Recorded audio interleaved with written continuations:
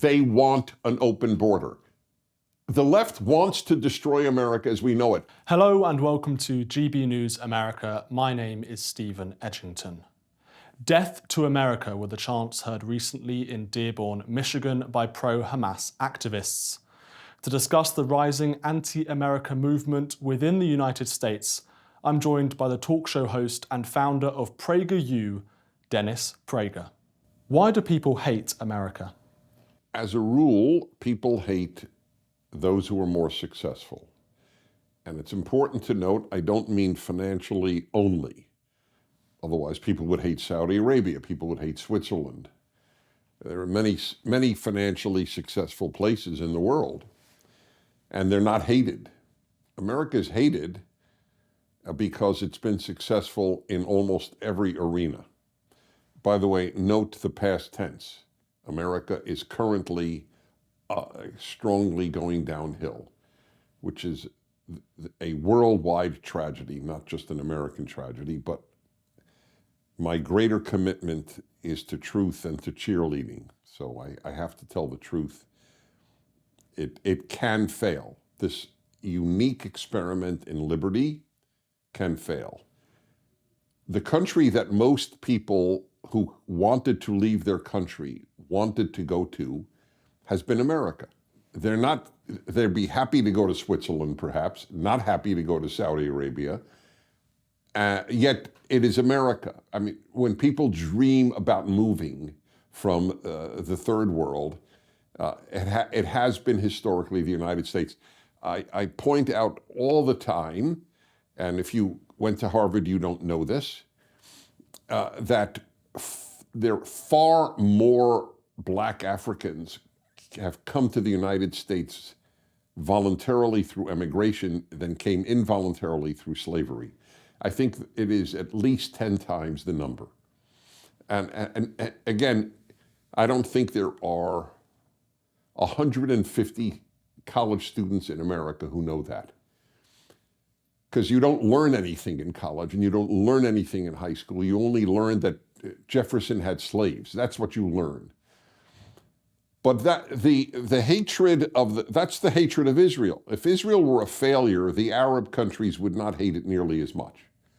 It is that they made Tel Aviv from a malarial swamp into one of the most dynamic places on earth, socially, technologically, scientifically, culturally, and the same exact area is a failure in all of the surrounding countries.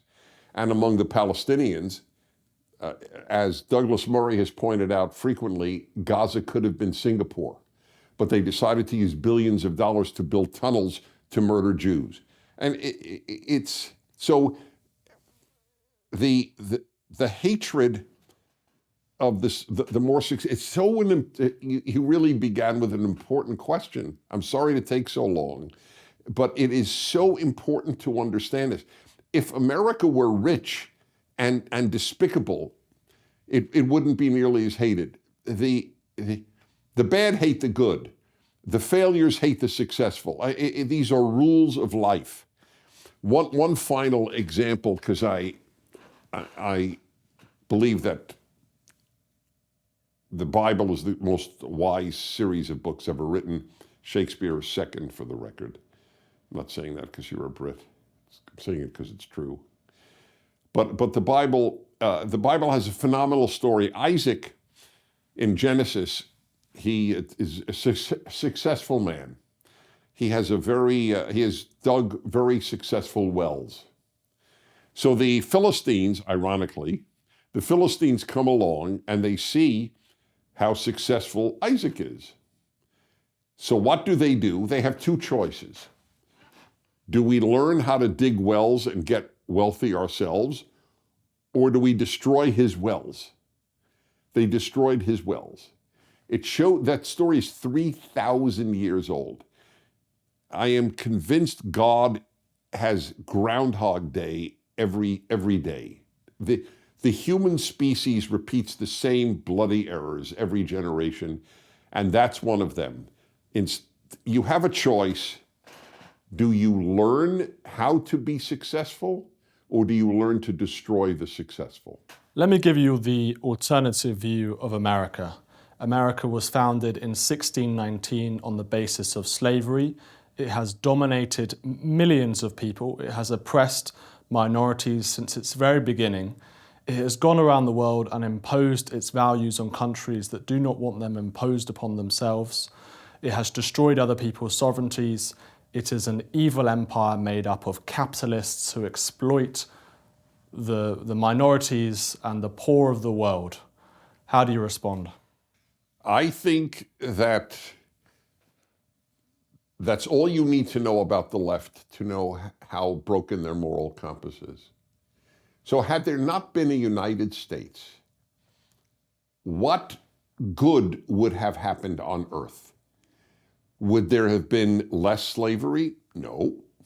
The vast majority of slaves were either in the Arab world or sent to South America. Had nothing to do with the United States. 300-something thousand blacks in total were sent to the United States on slave ships. Horror, but we nevertheless need to tell the truth. So tell me one evil on earth that would not have existed if they weren't in America. Then I can tell you all the good that wouldn't have been. And by the way, we're seeing it now. The completely feckless and weak Democratic administration in the United States, Biden is irrelevant. It is Democrats. Biden is of no interest to me. If Biden fell off the earth tomorrow, there would be no change. The Democratic Party has been taken over by the left. The left does not want to be a force, have America as a force for good in the world. As a result, I asked one of the greatest living historians, Neil Ferguson, who's a Brit, and I had no idea what he would answer. Formerly of Harvard, now at the Stanford Institution, Hoover Institution at Stanford. I had him on my show about 2 years ago, and I said, Professor Ferguson, and I had no idea. I normally know what people I interview will answer, but I had no idea. Do you think that Putin would have invaded Ukraine if Trump were president? And I don't know that he's a Trump supporter, and I have no idea if he is, frankly. I suspect he's not, but I don't know. And he said no. There was no thought, period of thought, and I agree with him. I don't believe that the Palestinians would have massacred Israelis if Trump were president. I don't believe Putin would have invaded Ukraine. Certainly, Afghanistan would not be the butcher house that it is now of its own people, and where women are arrested or tortured for going to school, girls are. America, when it is strong, has been the greatest force for good on planet Earth. And the left loathes the good. That's why they loathe Israel. They loathe the good. Everything the left touches, it destroys, is one of the ways of understanding modern human life. I'm not talking liberals. Liberals vote left, but they're not leftists. They make leftism possible because they vote for them. That's a separate issue entirely, though. So everything you described is a lie. The United States has been the greatest force for good, and it has certainly not only done good. Is there an individual that has only done good? Of course not. So how could a country only do good? It's composed of so many individuals. But the balance sheet of America has been infinitely greater good. America bailed out Europe during World War II and after World War II with our reconstruction of Europe, and properly so, I might add. But what do people who go to university learn? Let's talk about those Muslims who hate America. Recently, we saw chants of death to America. This isn't a new phenomenon. But certainly they would criticize the United States for going into the Middle East, in Iraq and Afghanistan. They would criticize, they would say, you know, you murdered tens of thousands of civilians, you caused terrible destruction on our countries, you shouldn't be there, you're a colonizing state.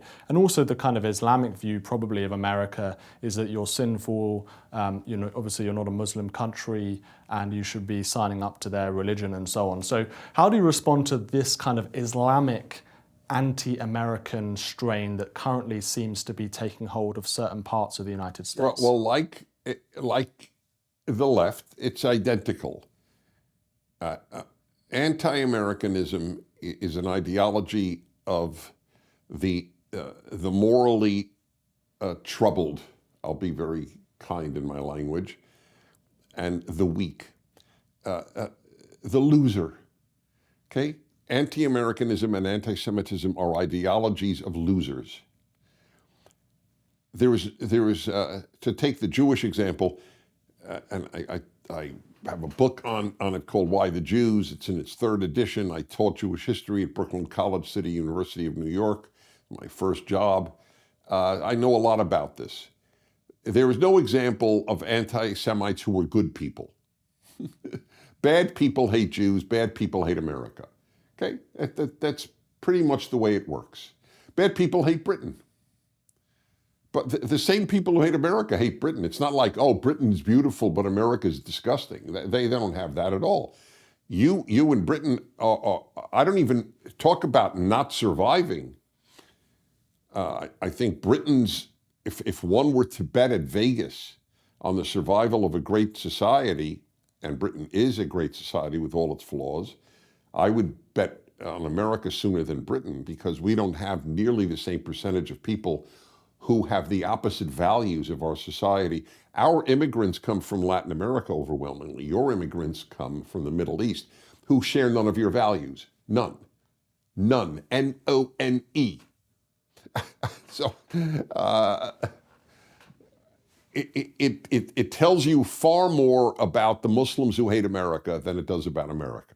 Are you concerned about those chants, death to America? And do you think there is a rising issue of Islamic extremism in the United States? We've seen in Britain and Europe and other countries in Western Europe definitely a huge strain of this, and we've been experiencing that for at least 20 years now.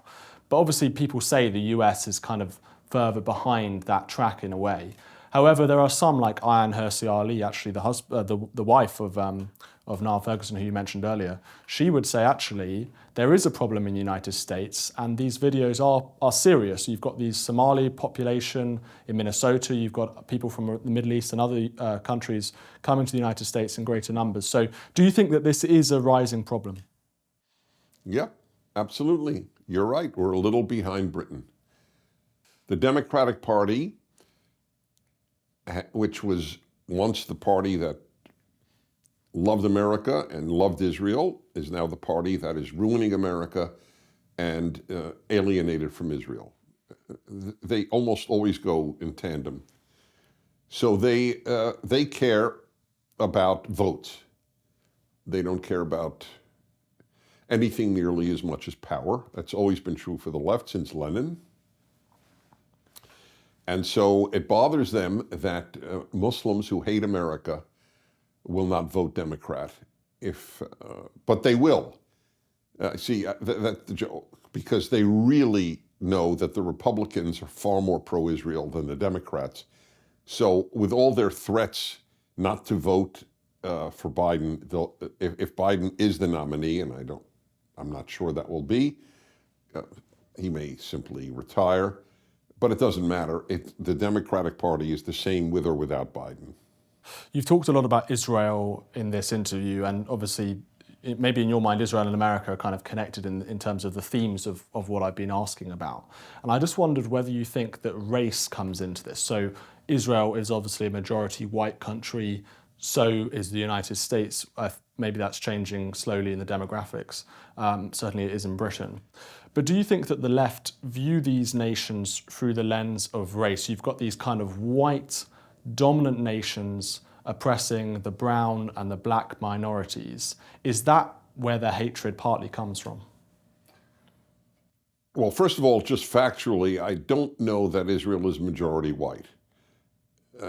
I don't. Certainly. The Sephardi population, I think, is about 50% of the population. Increasing number of black Jews who came from Ethiopia are there. If you have a picture of a typical, let's say, IDF platoon, and the same number, same age of Palestinians, be very hard pressed in many cases to know who are the Palestinians and who are the Israelis. Put it like this: the impression. You're is right. that No, they're but one. no. I just wanted. That's why I said I You're just right wanted to to make correct a me. factual statement. Absolutely. Yes, what the left has done. I've spoken about this literally all of my adult life. This is not new. Judeo-Christian values speak in terms of good and evil. The left loathes Judeo-Christian values, and they don't think in terms of good and evil. They think in terms of black and white, race. They think in terms of male and female, gender, as they call it. They think in terms of Marxist terms of rich and poor. So and a fourth criterion, strong and weak, not good and evil.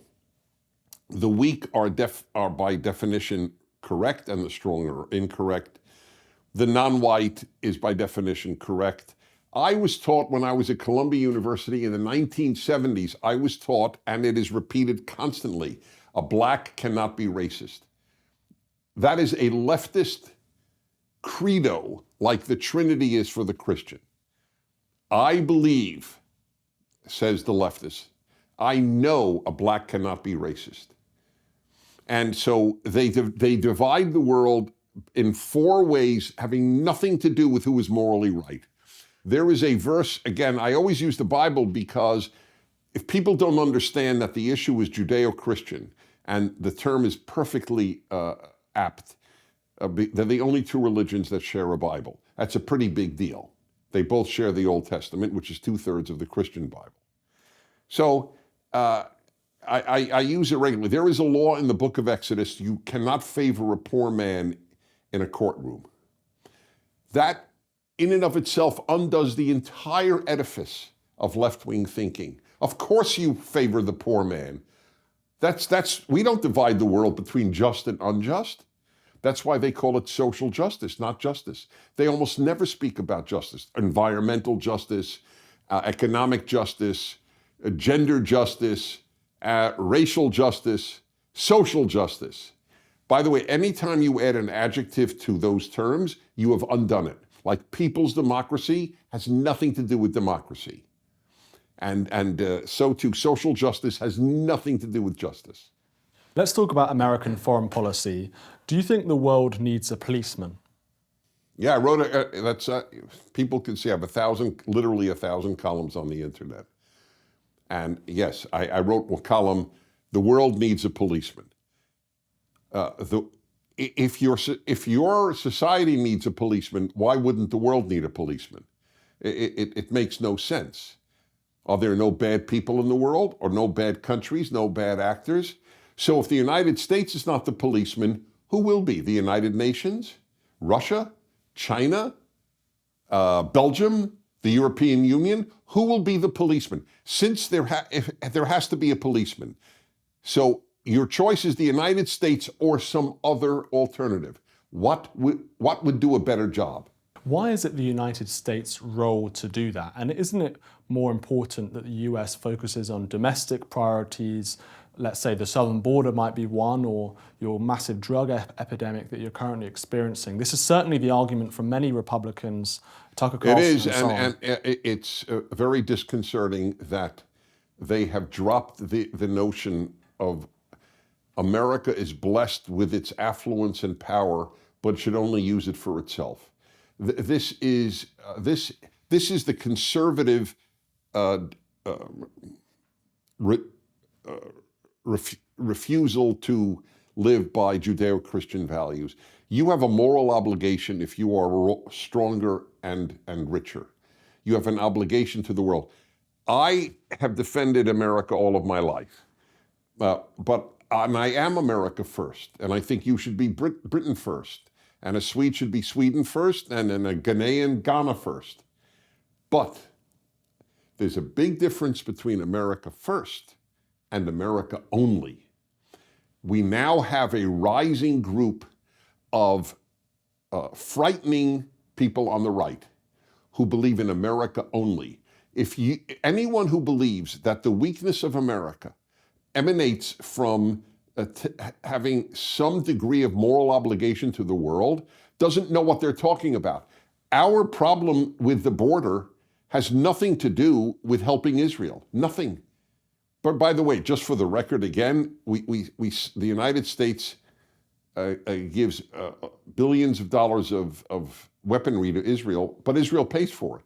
A lot of people don't know that. It's really, it's in effect, or it gives the money to Israel, and Israel then pays for these arms.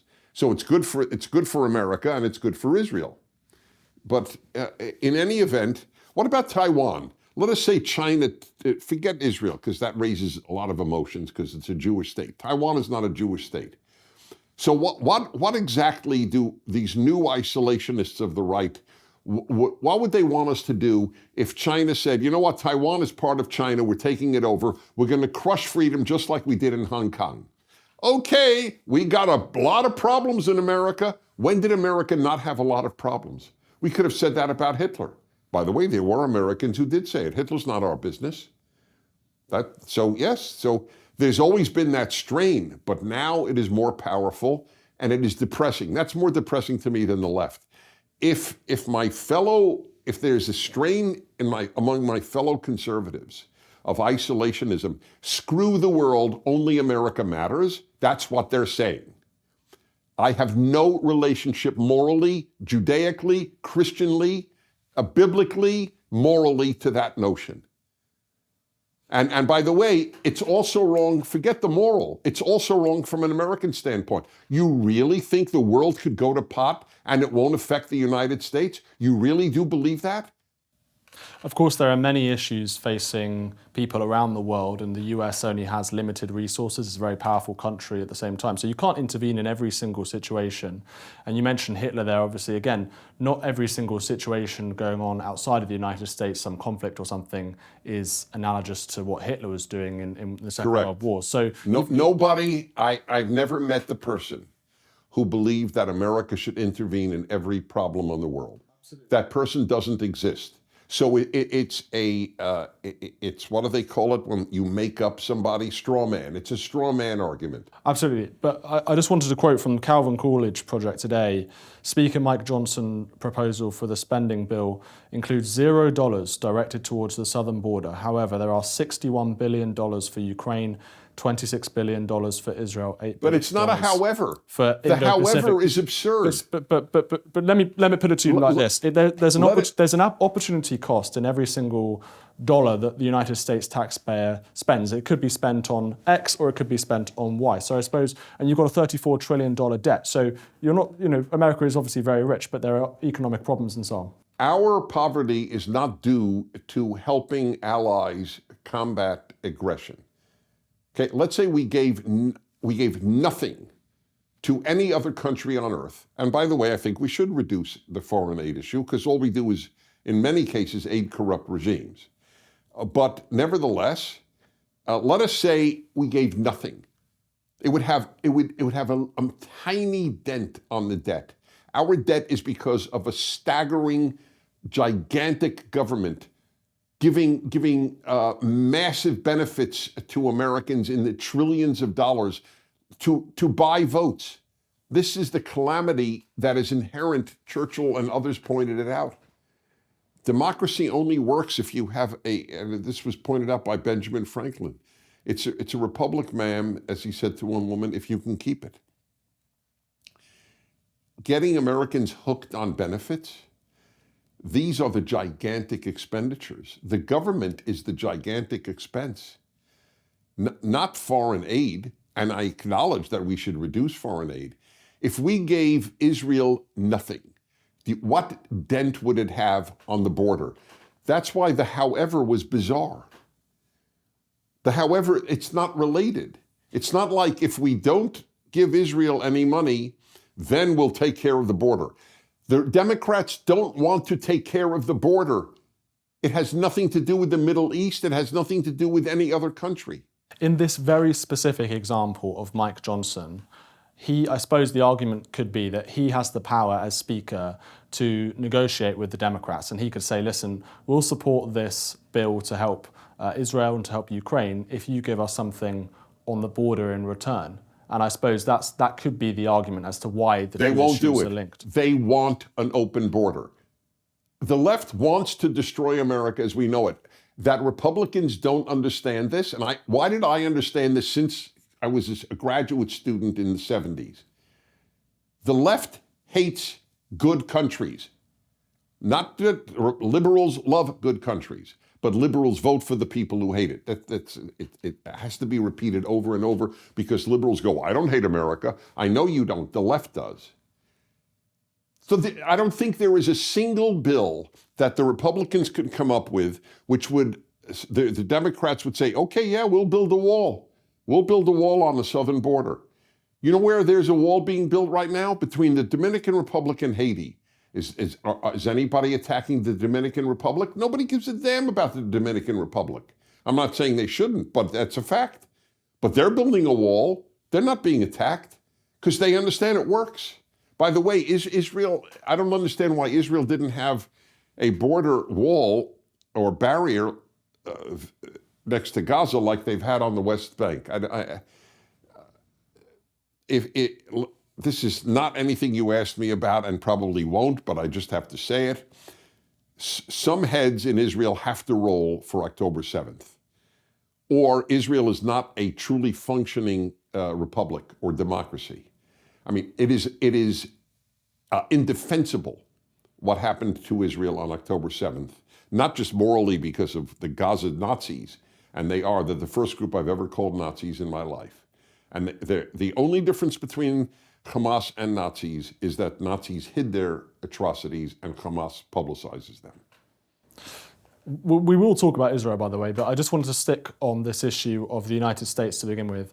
I mentioned Calvin Coolidge. It was the Calvin Coolidge project I was quoting from. He obviously was the president in the early 1920s. I love Calvin Coolidge. He's one of my favorite 5 presidents. I'm glad you say that. So I want to talk about some of his legacies, I suppose, and perhaps contrast them with today with what you're saying. That if the less the government did, the better. I couldn't agree more. So in the 1920s, America was an isolationist state. Immigration was fairly restricted. And as you say, he was very, very tight with spending. He saw deficits as morally wrong. And he was very good at sort of counting the pennies, as it were. Do you not think we should apply those same rules today, including the isolationism, by the way, where America wasn't going around and interfering or intervening in international affairs, because America was strong in the 1920s, it was very successful, the economy was booming, society was doing very well. So do you see any contradiction in your support? There was no Hitler, and there was no Mussolini, and there was no Tojo. But do you think there's a Hitler and Mussolini today? Do you see what I mean? Well, I believe that the pro-Hamas parts of the left and the Arab and Muslim worlds, Iran would come. Iran has acknowledged its raison d'etre is the extermination of Israel. So you have a choice. I don't know what Calvin Coolidge would have said. I really don't know. Would Calvin Coolidge, if he were alive today, said, I don't care what happens to Israel. If the Iranians succeed in destroying all the Jews of Israel, that's a sad thing, but hey, I'm American, I don't give a damn. Or would he have not said that? I don't know, and neither do those who of the Calvin Coolidge Project, of which I am learning now. I don't know what he would have said. I can tell you that the 1920s were the roaring 20s. It was a relatively happy era until the Depression, and there was nothing around the world calling for American intervention like happened later. You can be isolationist when there's nothing to be isolated from. So there is a free and prosperous Germany and a free and prosperous Japan because American troops are there. Generally speaking, Iraq may well be a major exception. I fully acknowledge that. And that's because it's an Arab country, and Arab countries are not fans of freedom. That's not anti-Arab. It's either true or false. You see, the left never asks, is it true or false? They ask, does it hurt anybody's feelings? Okay? Most observers, like David Price Jones, who's lived much of his life in the Middle East, closed circle, people should read the book.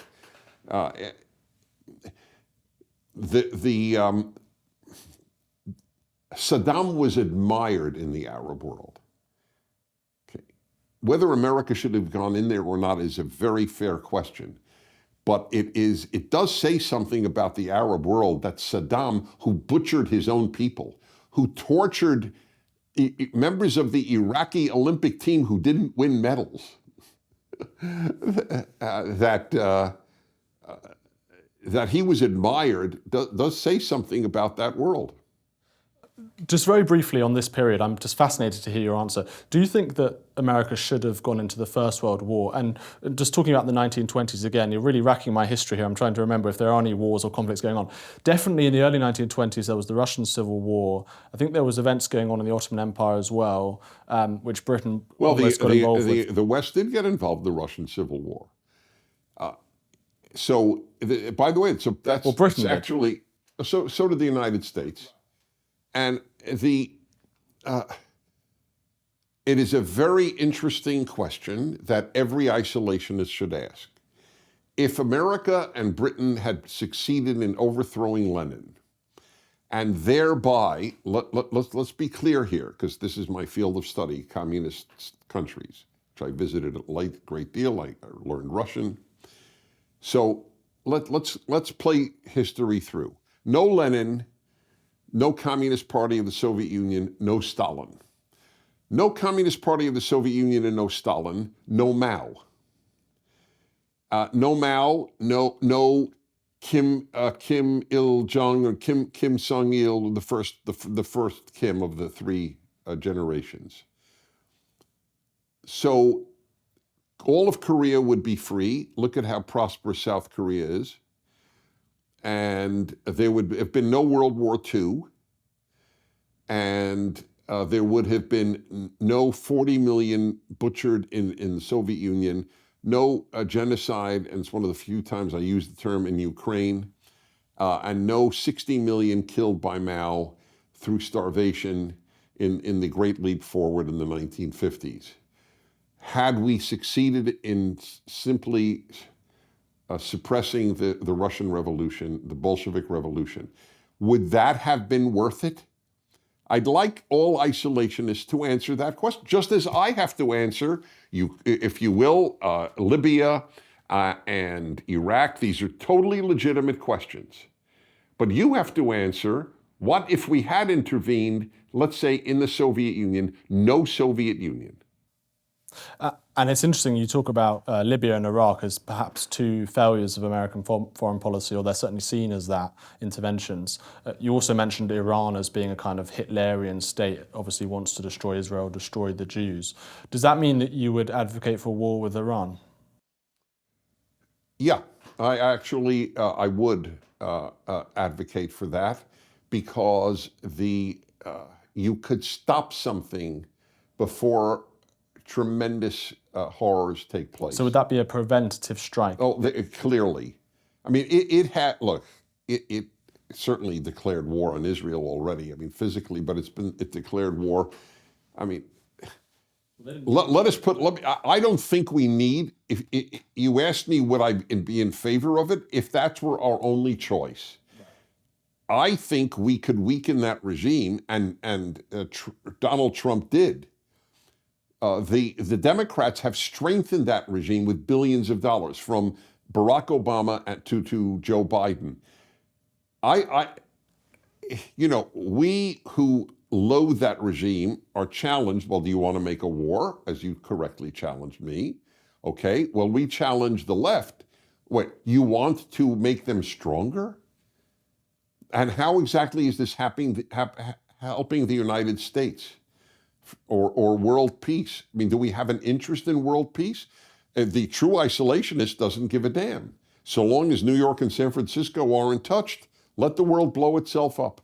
So when you see these interventions into the Middle East, into Iraq, good example, getting rid of Saddam Hussein, do you not think that that is a warning for America as to what could happen when you remove a dictator? There is simply chaos, civil war, destruction. It's an absolute warning. That is correct. So why wouldn't you take that warning and apply it to Iran? Because the Iranian people are not the Iraqi people.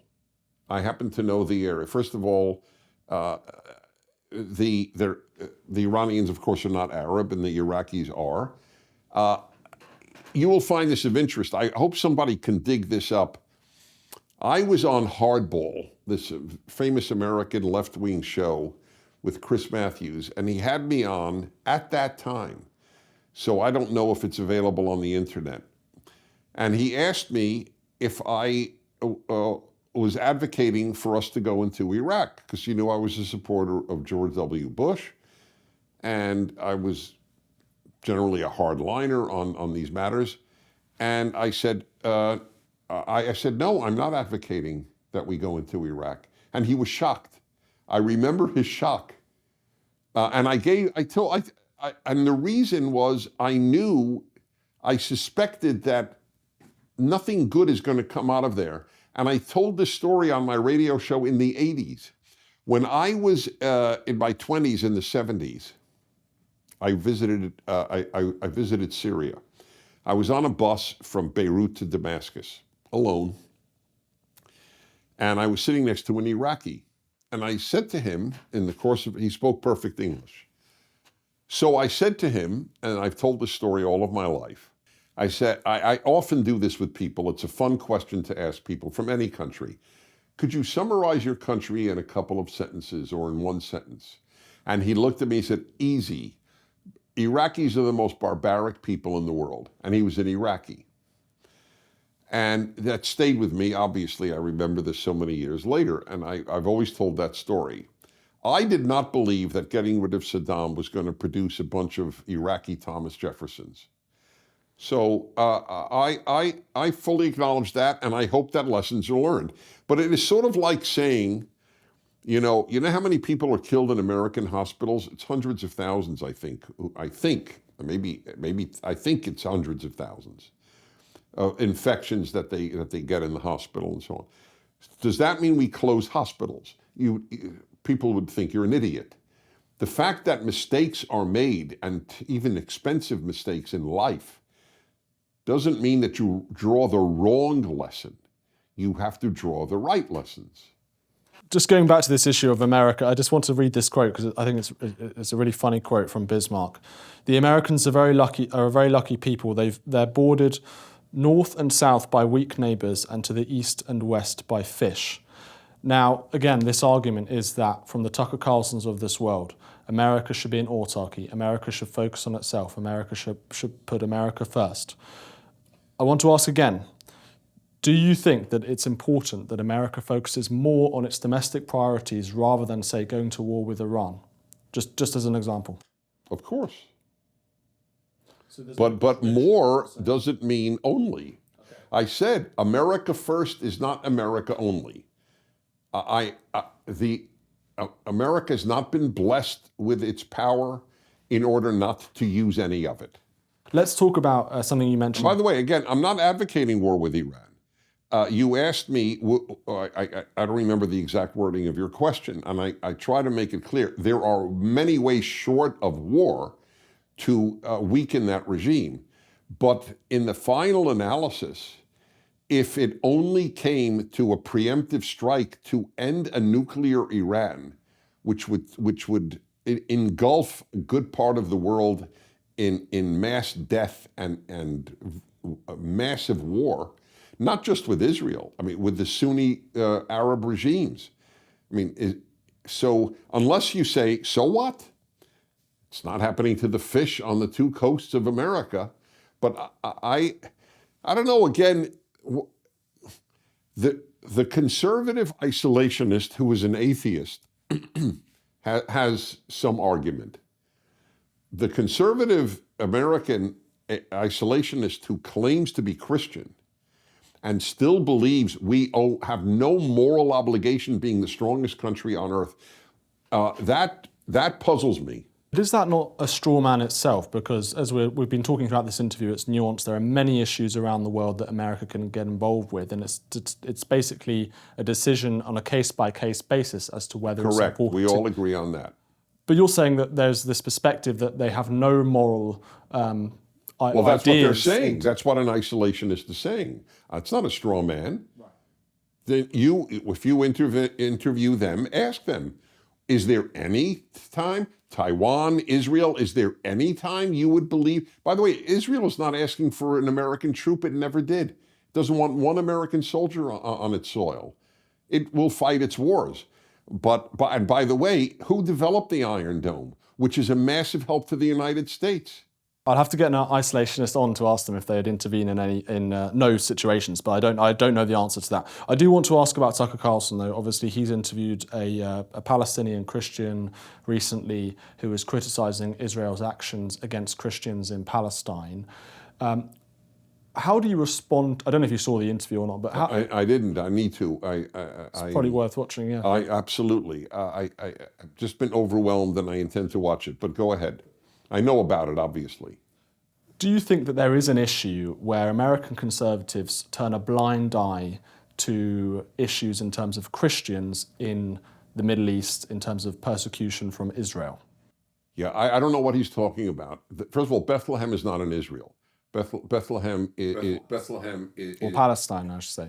Well, okay. If your Christian cares about Christians outside of the United States, we'll talk about the Middle East, and we'll go elsewhere. The Palestinian population of Christians has been reduced massively because they are loathed and persecuted. Christians in Israel love being in Israel. They love it. So just by the way, so do Muslims in Israel. There are 2 million Muslims. 20% of Israel is Muslim Arab, is, if you will, Palestinian. They love it there. They're the freest, happiest Muslims in the Middle East. The Christians in Israel do unbelievably well, and they should do unbelievably well. So if you care about Christians, you should care about Christians in the Muslim world. But so if you have a Palestinian Christian on, what is he going to say? You know what? We really have it bad. I mean, first of all, the notion that the one Christian from the Middle East you will have on is a Palestinian. Why does he have any of the Israeli Christians who will give the opposite? If he does that, then at least he's fair. If he doesn't do that, then he has an agenda to crap on Israel. And that doesn't speak well for Tucker, who done a Prager U interview. I've been on the show a number of times. I think he's so right on so many issues. But that is disturbing, because that's revealing of one's moral compass. If you just want to smear the name of Israel and the Jews of Israel, that's really what that would be. Why doesn't he have on, and not just he's symbolic. I, a Jew, have talked more about the massacre of Christians in West Africa than any Christian podcaster I am aware of. I'm again aware of. There may be others who do. Certainly with the same name recognition that I have, zero. This is why it's a giveaway, and it's a bad giveaway if I'm right. I hope I'm wrong about Tucker on this. But to have the only person you have about Christian persecution on is a Palestinian Christian to crap on Jews is not a good sign when the real suffering of Christians is at Muslim hands. 70,000 black Christians have been massacred by Muslims in West Africa since 2000, in the last 24 years. Have any of them been on the show? Does anybody even know about it? How many churches are talking about it? You know why nobody gives a damn? Because they're killed by Muslims, and they're killed by blacks, and they're not killed by Jews. I have to say, to my shame, I didn't know that. Well, okay, to your great credit, you're acknowledging it. 70,000. And by the way, it includes massive rape, massive kidnapping of children, I mean, all the atrocities that you know about of October 7th, nearly every one of those has been part of what Muslims, Boko Haram is the name of the group, the biggest group, which means Western culture should be banned. So do you believe there is a rising strain of anti-Semitism, not just anti-Israel sentiment, but anti-Semitism on the right? And I want to ask a kind of connected question, I suppose.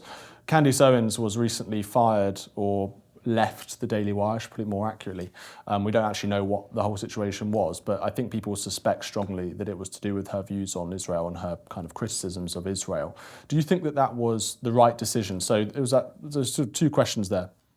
I think it was right for both Candace and for the Daily Wire. I mean, if the tension was simply too great and she didn't benefit and Daily Wire did benefit at that point. Let me just say this on behalf of Daily Wire. Jeremy Boring, who is a Christian and who runs it, Ben Shapiro Ben Shapiro was the Daily Wire, in effect, what I am to Prager U. I don't know what the word would be, but Jeremy Boring is a former Christian pastor. He's a deeply committed Christian, and I can say, because I know him well, I don't know a better human being than Jeremy. I know people who reach his level, not many, but I don't know of him. He has massive moral integrity, massive intelligence. If he felt that Candace was no longer representative of the Judeo-Christian values he believes in as a Christian pastor, I take that very seriously. Everybody focuses on Ben because Ben's the Jew, and I totally understand that. Candace has invited me on her show. I have said yes, and so we'll see if that materializes now that she has left the Daily Wire. But to your larger question, I have been told by people, watch out, there is a rising strain of anti-Jewish sentiment on the right. Being on the right, I obviously have not wanted to believe it. I think that there is. I don't know how big it is. I don't know how many of the comments on Twitter or X, I don't know how many of the comments are representative or just people who have nothing better to do than write hate-filled comments about the Jews. But I will tell you this, there is no better indication. This is maybe the most important thing I can say to you in this interview. There is no more accurate, no better indication of a society in decline than anti-Semitism. Even if you don't like Jews, you should be opposed to anti-Semitism. I know that sounds funny, but it's meant utterly seriously. If you only love America, you should worry about anti-Semitism, whatever your feelings about Jews. And by the way, there are a lot of Jews I can't stand. I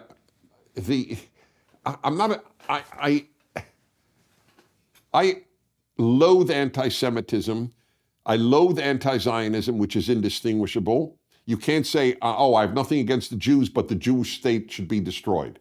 It's like saying, I have nothing against Italians, but Italy should be destroyed. Nobody would take that seriously. There are 200 and something countries, 200 plus countries on earth. Only one is targeted for extinction. It's the only Jewish state in the world. And I'm supposed to believe that if anti-Zionism, which means anti-Israel's right to exist, has nothing to do with its being Jewish, please, don't sell me ice in a blizzard. You can fool yourself, but you can't fool people who take it seriously. But there is no greater indication of the decline of a civilization. Germany was a great country, and then Hitler and the Nazis, with the central tenet was Jew hatred. That was more important to them than winning World War II was murdering Jews. There is no hatred like Jew hatred. It's the only one that is what is the word? Annihilationist. It's the only one. there are a lot of, the Irish and the English don't like each other, the Poles and the Russians don't like each other, but none of them are, nobody wants to annihilate Ireland. Nobody wants to annihilate Britain. Nobody wants to annihilate Russia or Poland. Well, maybe Hitler did, but not the Russians. And yet with Jews, that's the raison d'etre, the reason for being of the Iranian regime. They admit it. Our greatest goal is to exterminate Israel. But the irony is that the left accuse Israel of being genocidal against the Palestinians. Why is that an irony? Well, because you say that the anti-Jew hatred is the only hatred where people want to be genocidal and annihilating the Jews. But that accusation is actually put onto the Jews in Israel, where they're told that they are being genocidal against the Palestinians. And I do want to ask very briefly, and I've got so many more questions, but I do want to ask about the recent war in Gaza. Let's talk about... By the way, I just want to say, the left loathes Israel and the left loathes America. The left loathes what's good. Okay, the left is evil. Liberals are not evil, but and not every leftist individually. That's not my interest, every individual. The left cumulatively is evil. It is destroying the United States, and it supports those who wish to exterminate Israel. Other than that, they're terrific. But by the way, I'm kidding, because there's a lot of others. Like they support kids who say that they're the opposite sex. Let's give them hormones to block puberty. But let's get back to this issue of Gaza. I'm interested in Gaza and what's happened since October the 7th, that terrible massacre of Jews last year. Since then, obviously, Israel has gone into Gaza and it has declared war on Hamas, and it has killed many, many Hamas fighters, I think around 15,000 they're estimating. But they have also killed many civilians, and people are concerned around the world about this. They're not concerned. It's a total lie. You don't think people are concerned about civilian death? That is correct. I know they think they believe it. No doubt. If they believed it, they could end it tomorrow. Hamas, do what the Nazis did. Surrender, give up, and there will not be another Gazan killed. There is a solution tomorrow, and no one advocates it. Instead, Israel, lose the war. They use civilians to shield their fighters. Why didn't anybody say in World War II, America and Britain, stop bombing the Germans? You're genocidal against the Germans. You're genocidal against the Japanese. Instead, they said, hello, Japan fascists, surrender. Hello, Nazis, surrender. And the day they surrendered, not one more German got killed. That would happen in Gaza. They care about Israel losing. They don't care about... If they cared about civilians, as I said, far more black Christians in West Africa have been killed than Gazans, and there isn't a word in the world. Do you know? I'll bet you don't know. Almost no one. 500,000 people in Ethiopia, civilians mostly, have been killed in the last few years. Because of the Tigray state desire to secede from Ethiopia. 500,000. No one cares. So all of a sudden, they're great lovers of humanity because they care about Gazans. They care about Gazans because Jews are in the war. That's the only reason. Do you think that there are some critiques of Israel's actions after the war that are valid? So I'll give you an example. Some British aid workers were killed in a strike. Was it deliberate? It wasn't deliberate according to the... Obviously, I mean, I don't think it was deliberate. Okay, why would Israel do it deliberately? They're not stupid. But it was definitely incompetence. No, I don't know. Well, they killed one of their own hostages. It's called friendly fire. There is no war in history that innocents have not been killed. Absolutely. I agree with that. I want to talk again about Candace, actually, because I think it's a really interesting example of something that's happened on the right, where people have said, listen, this is about free speech. Glenn Greenwald is a great example of this, who says Daily Wire shouldn't have separated with Candace Owens. If they were applying their free speech commitment and their philosophy, then they would allow her to say whatever she liked. I must say I had a growing respect for Glenn Greenwald, but that is such a stupid comment. So, because free speech does not apply when you have an ideological, let us say a Catholic college had a member, and I'm not saying that this is the Candace issue, but let's just say a Catholic college had a member of the faculty say, you know what, the Trinity is nonsense. The notion that the Pope is the vicar of Christ on earth is blasphemy. There is no vicar of Christ on earth. Does free speech oblige a Catholic college to have an anti-Catholic spokesman?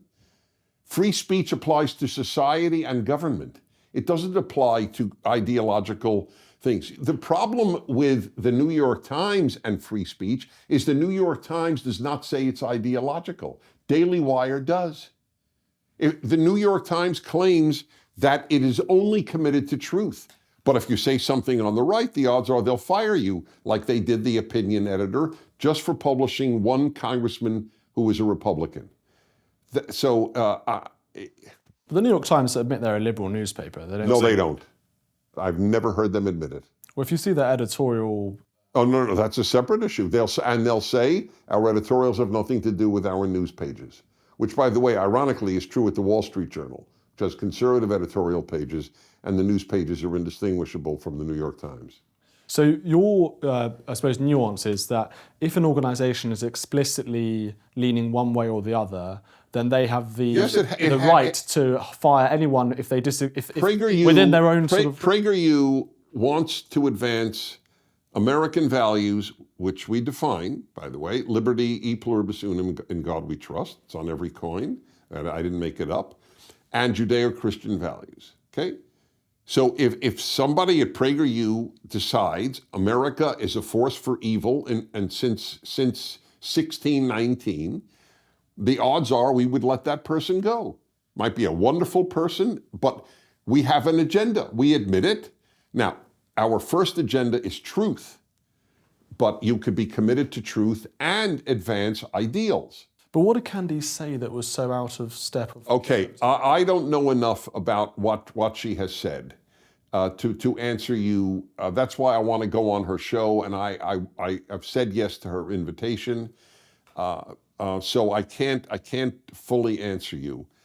But there is a strand now, a strain on the right that does seem, at the very least, to have zero sympathy for Israel in its struggle to survive.